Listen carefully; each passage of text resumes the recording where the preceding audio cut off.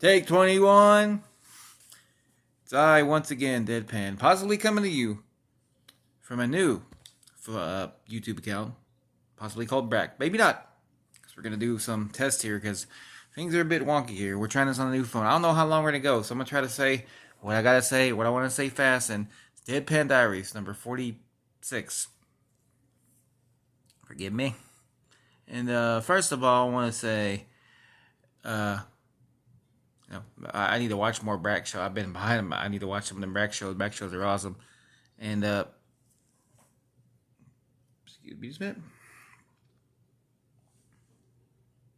What was I? Oh, I was gonna say thank you to the pirates. If you're to all the wonderful pirates out there, you do a great job. You know what I'm saying?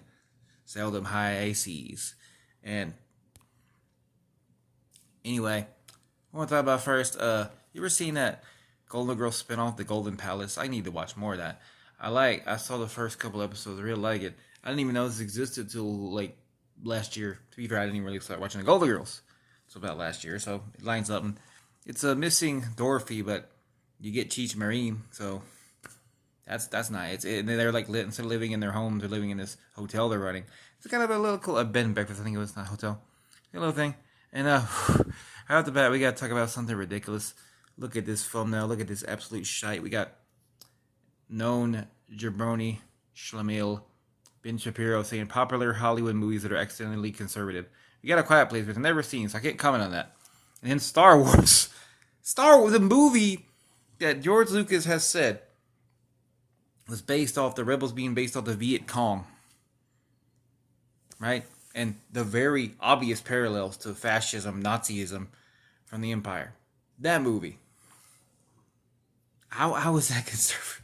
I don't get it. When conservatism currently is sliding headfirst into Nazism as fast as fucking possible. As they continue to kiss the rings of their orange sugar daddy. It's absolutely disgusting. Absolute schlemiel. Once again, proving himself that his initials are true. BS. Bullshit. Ben Shapiro. And, I'm rambling here. I'm rambling Ricky Rhodes, if you will.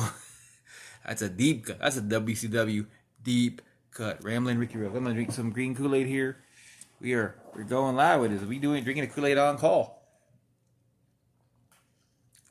I don't know how long ago. I'm trying to go as long as I can. I can't think of anything to say. The irony. We'll probably get stopped abruptly. I'm gonna try to go like 10 minutes at minimum, but I don't know if we'll get there. But the irony of it all, right? So, if you're watching this, thanks for watching. Having a great day. Hope you're having a better time than I am, because I am going through a very rough period.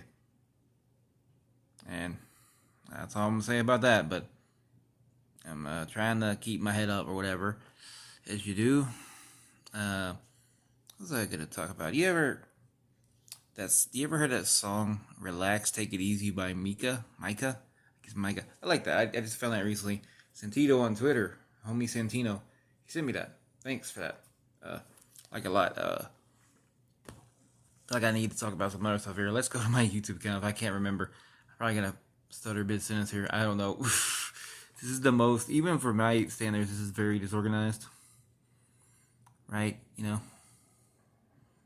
Just kind of bouncing from fault to fault. As you do. Oh! I got a funny one here. Was watching Beavis and Butthead, an episode I've never seen the other day on Paramount Plus.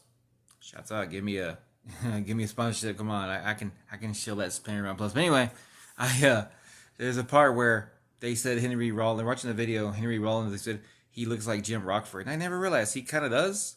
Jim Rockford Files, and Beavis starts doing, oh yeah, and he starts doing like the does, but it's like the beat of the Rockford Files is like da da da da da da da da da like that. Hurts my throat to do, but you get it. That's funny. That's cool. I like that a lot. And what was I gonna? I was gonna talk about. So like, this is a situation I uncovered the other day that I got the Saved by the Bell, the original show, season 3 and 4 DVDs. I want all of them, but regardless.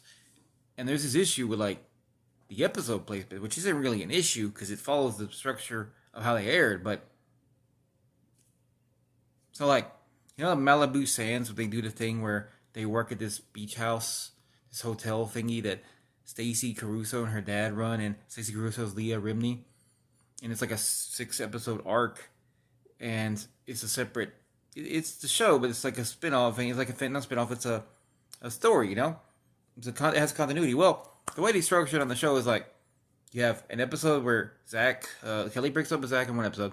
Next episode is Zach's birthday party, which is the first of the Malibu Sands. Then it goes to the aftermath, which is the thing after Zach and Kelly broke up, and they're in Bayside again. They're not at this because they're at this beach at Malibu. Yeah, they're Malibu Beach. It's like supposed to be summer vacation. They're just back, and the next episode they're back at Malibu Sands. Like it is the most confusing thing. I had to go find the list of the episodes in order because I don't know the title sometimes, and they don't give you the good description in the DVDs.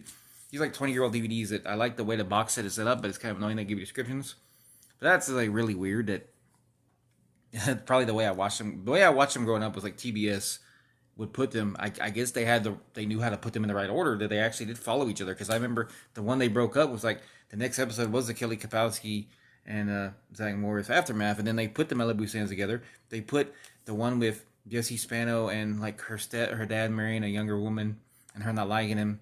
That two-parter. That's two-part, which is like Palm Springs, but they call it something else. Just like a really strange thing to do on DVDs. Like I understand production order or airing orders thing, but like, you could have at least maybe like gave us some heads up. It's kind of hard to know when the titles are like just the game. I'm supposed to know which game we're talking about here. Multiple games in the show. And then I'm going on a little tangent here. So we get to minute 7 of this video. Hopefully we have at least 3 more minutes. If not, thanks for watching. But okay, hopefully you won't interrupt. I want to talk about what was happening recently in LA and our fascist dictator of a dickhead, Mango Mussolini himself.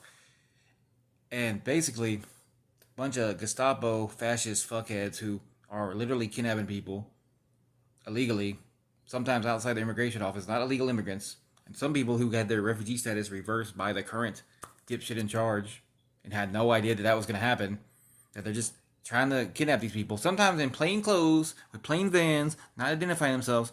Well, people stood up, some protested, and then this leads to that jabroni sending in the National Guard in California, where he was told specifically by Gavin Newsom, the governor of California, no, don't send them, we have it under control. It's not a thing where the ice fuckers, the La Migra, Chinga La Migra, they started this shit, started attacking peaceful protesters. And then he sent his fascist thugs in. Keep in mind, on January 6th, a few years ago, January 6th, 2021, those National Guard were nowhere to be found, even though they were asked for by the Congress. And he had the power to stop them. So you can see the dipshit wheels moving. This man acts like he is having a war on illegal immigrants. Let's be real. He's having a war on anybody that isn't a cracker like him. Or even a cracker that kisses the fucking ring like his bitch ass. Fucking dipshit ass motherfucker. But just basically that shit's fucked up. I stand with the protesters. Fuck ICE. ICE a piece of shit. ICE deserves to be abolished. If you work for ICE in any way, shape, or form, you deserve nothing but misery. You are a piece of garbage. You are horrible. They're like, there's nothing. Even if you quit today, what are you gonna undo? Because you've already done, you bastards. Fuck you all. You're nothing but a modern brown shirt bastards. Go fuck yourselves. I feel like I'm gonna end on a positive note. Got like 1 minute left, maybe. I'm gonna try to go over 1 minute here. I'm really looking forward to the Malcolm Middle reboot whenever that comes out. I know it's gonna be a long way away. I feel like I had something else to say about Malcolm. Something in my head, but I can't think of it. One of those things where I'm gonna think of something later, and I don't know if I'm gonna be able to put it here. I can try. But yeah. Can't stop my evil hands. I mean, have you ever seen that Sum 41 video, Still Waiting? That's a really good video. That's the one where they do like that parody of the Hives. That's like something that, sentence alone is lost to time. Parody of the Hives. Sum 41 parody of the Hives with Will Sasso as the boss of the record label. Like that is all like speaking another language if you don't know what I'm talking about. But yeah, that's about it. I can't really think of anything else. Oh, I did have something. I'd have time to say this tangent, and it's a lot. I'm gonna try to go 1 more minute. Hopefully it lets me. Okay. Okay, try to say this fast. Watched the TMNT Secret of News second Turtles movie from like '91 the other day. Probably watched this movie like 8 times in my life now. And one thing I heard it before. I didn't really check till this time that it's true the turtles aren't allowed to use their weapons for like the entire movie. And it's really weird because like the argument I hear is that because the first movie was so dark that parents complained. It's already weird. Like why you complaining? And like they don't really kill anybody other than Shredder. It's not that dark. I've watched the Turtles movie, the original anyone a lot. I don't see how it's that dark. Compared to the cartoon a little bit, but like it's basically the same. Like it's a little different. The tone, I guess, a little bit, but I don't really see it being like Batman level dark or anything. It's just a really weird complaint, and I don't know why people do stuff like that. Like it's just silly. You like the nunchuck, especially like the weapon that could probably hurt the least, because only if you know how to use them, and you can use them so it hits somebody, but not lethally. But yeah, just really weird. It proves even like in the '90s, people like try to go in the '90s. We didn't care about stuff like offended people. Like yeah, you did. You had people being busybody. We had the puritanical jabronis that we used to make fun of.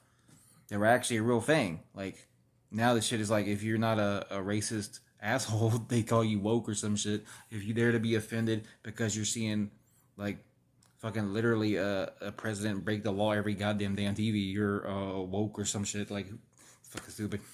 Or if you don't piss your panties when there's a character on a show that's not a white straight person, not a white straight man doing something. If you're like fine with that, and they're presented a possible light, if you're fine with that, then you must be woke. So otherwise, you gotta piss your panties in anger. You gotta wet your nappies in anger. You gotta fill your diaper full of rage. It's looking ridiculous, and I kind of ended on a sour note there. So sorry about that. I kind of got it with the other way around, but it's kind of silly. Anyway, cowabunga, dude. Thanks for watching.